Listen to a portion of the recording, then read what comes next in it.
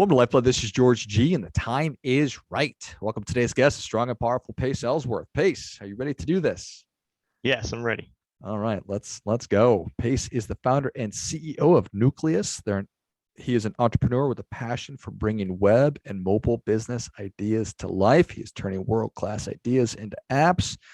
Pace, tell us a little bit about your personal life, some more about your work, and why you do what you do. Well, I'm a father of three. Me and my partner, we live in Chicago area, so just southwest of the city, and it's great. We've been here for about a year. We used to live in Arizona for a while. Seems like a weird move, most people say, but to be with family, especially recently, has been phenomenal, and especially working from home again is actually beneficial. I love it. And then what I do is Nucleus. I built this for the purpose of you know making a sustainable future for myself and for other people at the company. And the biggest thing I'm focusing on there is automation.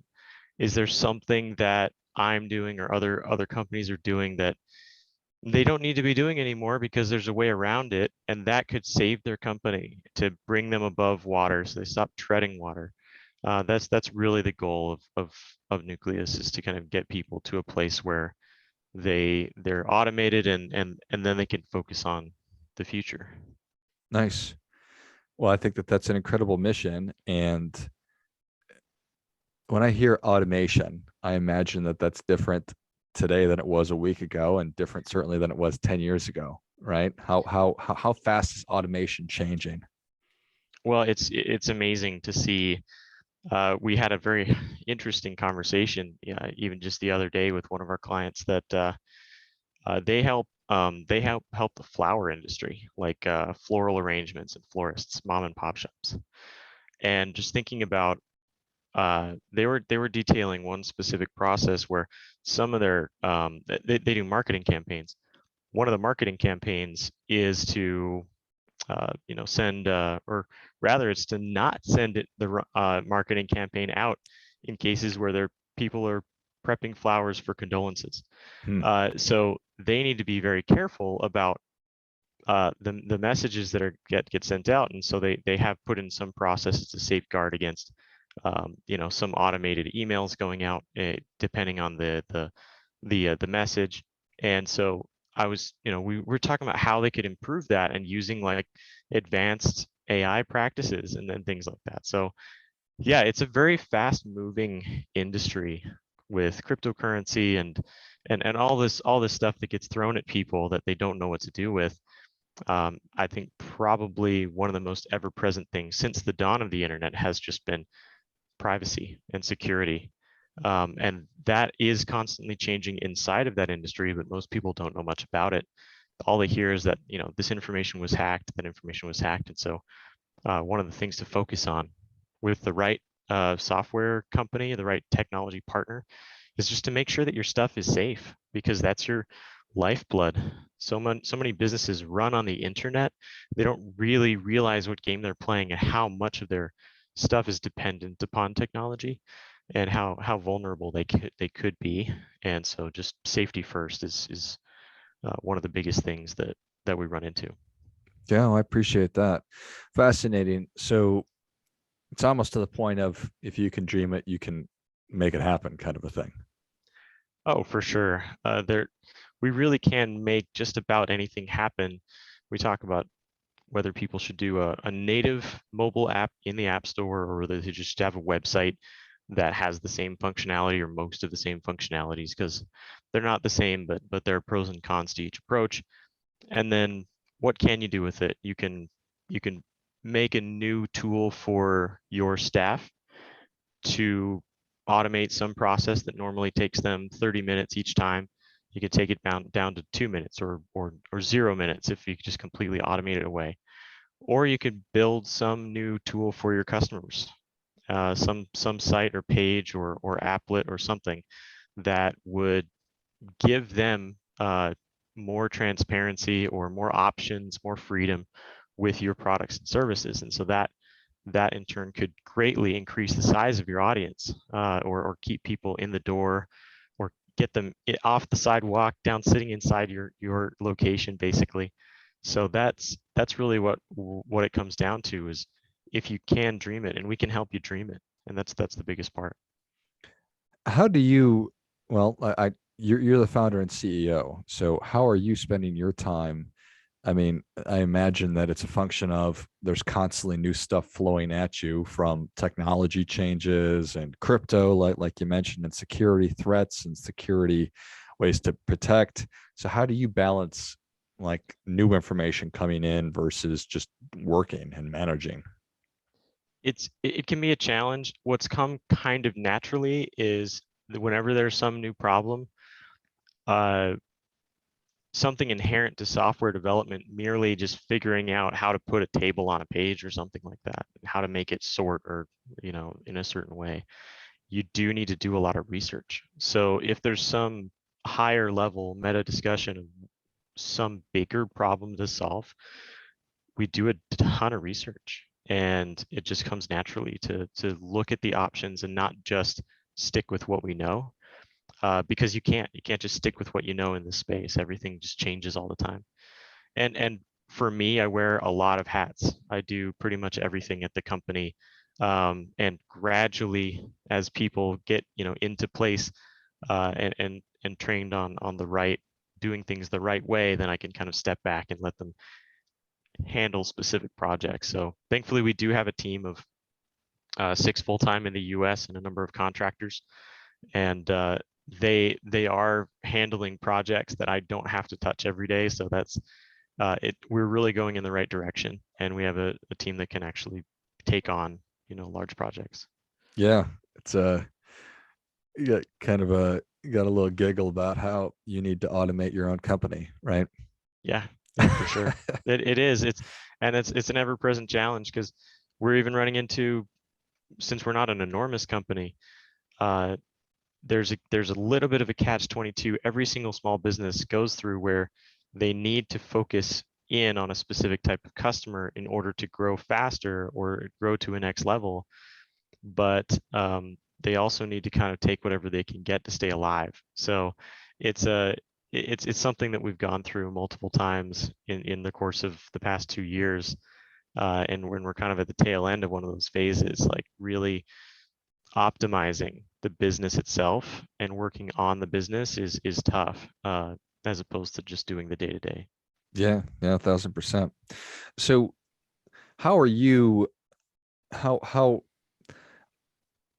I suppose ideally everybody would recognize that they have a need for improving their business systems, and then they would just come to you and say, "Hey, I see this as a problem. How can I help?" But that probably doesn't happen at that much. It's more a function of you need to get people's attention with the idea of, I bet there's something going on over there with your business that you could really optimize. I would say the vast majority, it feels, of the time, people come to us because they say, I have an idea. Hmm. And usually it's something completely out of the box, something that's a new project for them. Um, but some, but I think nearly as often it's they have a brand new idea, something radically different for their business. When we're just approaching someone that they're not coming to us from that mindset, we try to get to what are the deliverables that they care about. What is your conversion rate? What is your retention rate? What is your profit margin?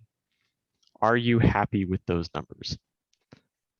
Usually they don't know the answer to the first question, what their numbers are. And so we can help them get those numbers. And that would be the very first project that we could solve. And solve that by just, optimizing the flow of how they deal with their clients. And then, as far as whether they're happy with those numbers, that if they know them, then most likely the answer is no, they're not happy with them. There's something drastically that we could change to improve their efficiency, and that would make a huge difference. And we really want to try to focus on what can we plan to do in the next like 30 to 90 days, so we're not going to break the bank for them, and in what we could build, and they could quickly get a return on investment. And that's the goal, really, is they spend $1, they get 10 back. That's the real goal. Got it. Well, that certainly does make sense. And as you're talking, I was thinking, okay, so I don't know. I was just sort of thinking that we were automating mundane tasks away, but it can also be we're automating and making more efficient the customer experience so that Yeah. any kinks that are in the hose, we get rid of those so it's easy for them to buy and it's easy for them to stay a customer and all that. Yeah. So, I mean, we're thinking about things like uh, right now, if there's no if there's no customer portal right now at all, like there's no place that they can log in and sign in and put their information in, then that means that the business doesn't really know who their customer is, and they can't optimize for anything. So they could have this assumption in their minds. You see this all the time on those very catchy shows like The Prophet and Hell's Kitchen, things like that, that they don't know what their best products and services are, the ones that sell the most. And if they knew that, they could cut away things that are not working for them, that are actually hurting their business, and they could find out exactly what customers they should be working with. It's those things. It's just improving the relationship between the business and the client so that we can get them closer to the front door or inside the business, and we can, you know, improve that relationship and make more magic happen. So that's really the what we're shooting for is the results, not just looking at this process in kind of a bare metal mechanical fashion. Got it. I think that that makes a lot of sense. And these days, I imagine that the people you run into, they probably have stuff, but it's all just sort of independently, sort of siloed out. And how do I bring all these things together and then do it securely? Yeah, I would say I'm not sure if it depends on how fast they grow, but very often if a business is growing very quickly, it's because they just used tools that were out of the box and services that are ready to start up. And they supplement that with just some very low skill, quick solution. As a result, we see a lot things where a company is using 8 different systems. They're paying through the nose on a monthly basis for technology, where they could spend, in some cases, they could build a custom solution for less than the cost of what they're spending every month on the technology and the people to support that technology inside their company. So they could essentially redirect all of those resources, and own their, and even go further, improve the quality of the data and everything. Since the system data would all be together, it wouldn't need to move and be stuck between these different siloed systems. If we can build something like that for them, that just it really changes the game. It's like doing it's like moving, your house and picking something that works for your family since your family has changed. Yeah, well, that certainly does make Yeah. sense. And that's one of those win-wins that Yeah, that we hear about, right? that's exactly right. Yeah, it's sometimes tough to like put the time into thinking about what needs to change there, but just like if you're doing therapy, you really kind of need to open up all the closets and look at the nitty gritty and be open and honest about it in order to find out what's wrong. Got it. Yeah. Do you have an average kind of average engagement time, or maybe just walk us through the process of how that therapy session works, where we open everything up and check it all out? Yeah, thanks. It'll depend a lot on the size of the project. Sometimes a business only needs a few small things changed, and that will make a big difference. And so it can be one conversation to say, "Great, we're going to do this list of 10 things. Uh, we'll send you an invoice, and we'll get started, and we'll uh, get that done real quick." So sometimes, yeah, sometimes the planning is only a few hours. I would say normally it'll take a few days. It'll take a few sessions to identify what's wrong, and then further time to research into their systems after we get access, do an audit, and then come back with a statement of work for some longer term phased approach. And then we get that work done in over the course of like I said, 1 to 3 months, 1 to 4 months or something. And then we plan the next phase and go from there. So sometimes we stop working with the company after a month, but pretty often we will be available as that technology partner, especially if we're building something new that's going to serve them for the future. That makes sense. Yeah. Well, Pace, people are ready for your difference making tip. What do you have for them? I would say what's going to make a big difference is realize that that technology as a whole is like just another employee in your business, and you often spend a lot on your payroll. You often spend a lot on the right people. So you should be willing to consider spending the right amount on your technology in order to make sure that it's serving you. Because you don't normally keep people on if they're hurting the company, but often we see businesses keeping the same technology for 5, 10 years, even though the world has changed around them and it's, it doesn't work anymore. Well, I think that is great stuff. That definitely gets it. Come on. Yeah. It's a cool way to think about that, and a really, really appropriate way to think about it, the way that we do business these days, obviously. So Yeah. technology focused for the majority. And so Yeah. why not? Why It, wouldn't you treat it as importantly as it really is? So especially in the world of AI assistants and things like that, we really are kind of treating technology as an operating, thinking machine. So yeah. Well, Pace, thank you so much for coming on. Where can people learn more about you, and how can they engage with you in Nuclius? they can go to our website and just go book a strategy session with us, and that's Nuclius with an I, nuclius.com. And that would be the best place. Perfect. Well, if you enjoyed this as much as I did, show Pace your appreciation and share today's show with a friend who also appreciates good ideas. Go to nuclius.com. That's nuclius.com, and click book a strategy session, and find out if there's opportunities for you to optimize, automate, make life easier, better, more efficient, all of those things. Thanks again, Pace. Thank you. Thank you, George. And until next time, keep fighting the good fight. We are all in this together.